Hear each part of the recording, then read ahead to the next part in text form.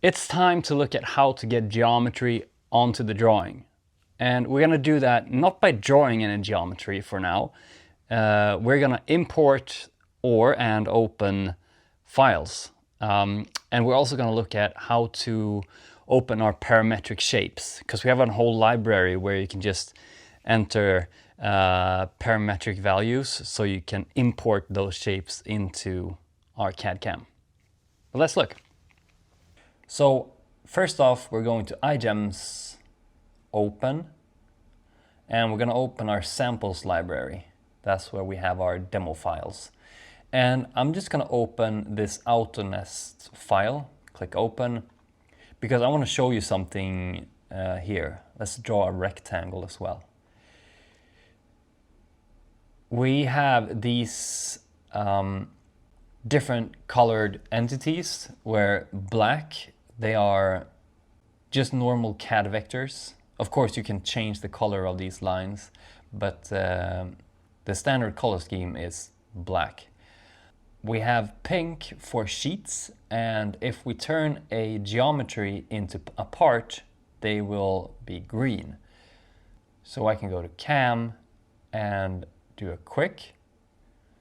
Okay. And you see that one turned green. Let's undo that. Also, these two buttons here, I've added them from the CAD tab.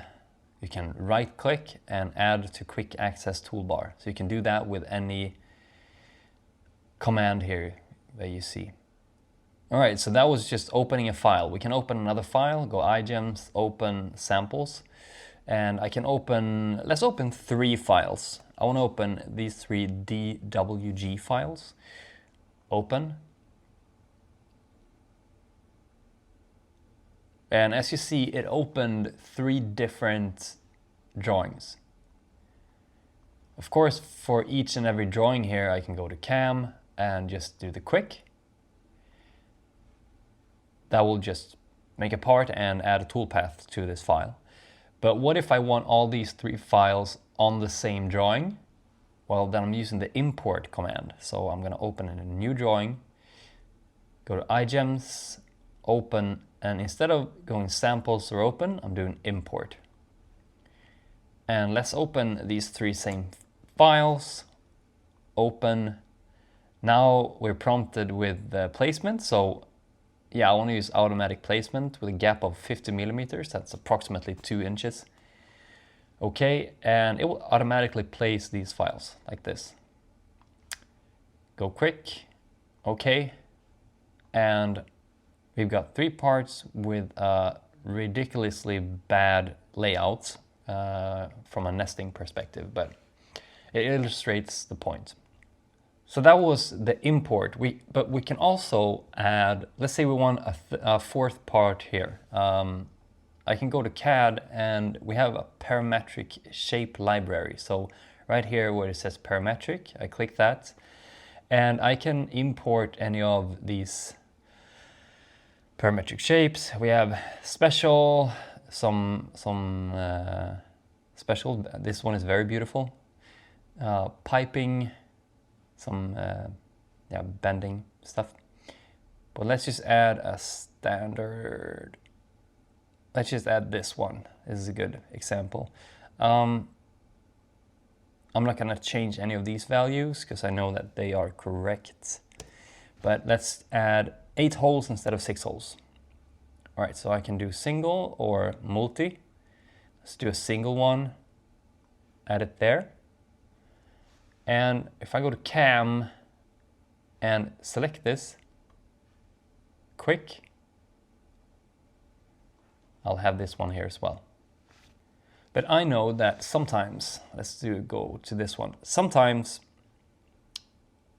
files are not imported correctly. Maybe they're corrupt, or someone who's not that good at drawing files has made your file. So sometimes it will look like this, overlapping geometry or open endpoints and so on.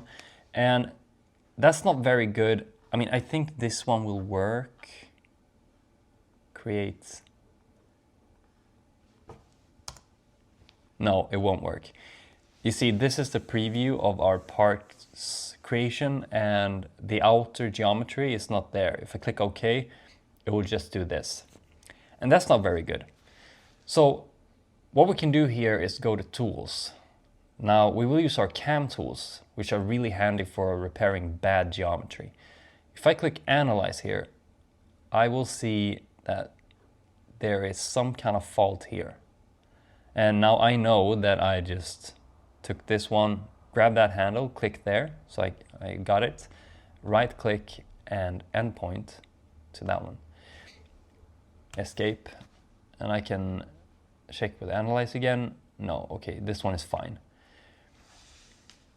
So I can do that kind of repairing, but there are some more functions here which I can illustrate. Let's just do a trace, open, and gasket. I'm just tracing an image here. So if I select this, you will see this has got some crazy amount of nodes here, these pink nodes. What I can do is use a curve fit that will smooth out every segment, and we have to specify a tolerance, which means how much can we deviate from this original path, and that is 0.1 millimeters at the moment. Let's say OK on that one. I click enter, and then I have to select all these objects. So before we had about 7,000 nodes, and now we have 831. So it looked better, but yeah, that's not perfect either. What we could do with this is go to Edge Fix. Now, this is manual stuff, but perhaps it's better than going to someone asking to get a better photo or actually get the original drawing. So we do have, let's just stop there and I will click here. We do have a function where we will smooth out everything really nicely and easily with this Edge Fix command. There's also another feature I want to show you, because these holes, all right, this is a gasket, perhaps this one would have worked, but I'm going to CAD and I'm going to draw a new circle. I will right click to get the centroid, not the center, but the centroid, that is the center of mass, you could say, the point of center mass. So I click here and I will just roughly eyeball this to the same size. Click here. So now we have a wonky circle, kind of a circle, and a perfect circle. So if I go to Tools again, I do Replace. It asks for a source object, and that is my perfect circle, this one. When I've clicked that, it asks for target objects. So I will click that wonky circle and I will click some of these, not all of them, all right? Hit enter. Now I also have to remove my original circle. So now we have perfect circles in these holes. Compare this one to that one. It's also a nice feature. If you're importing bad geometry, we have really good tools for that. And as always, CAM, quick, close. That's a bad one. And that's a bad one. I think that's it for this video, guys. If you have any questions, drop a comment down here below, and I will catch you in the next one.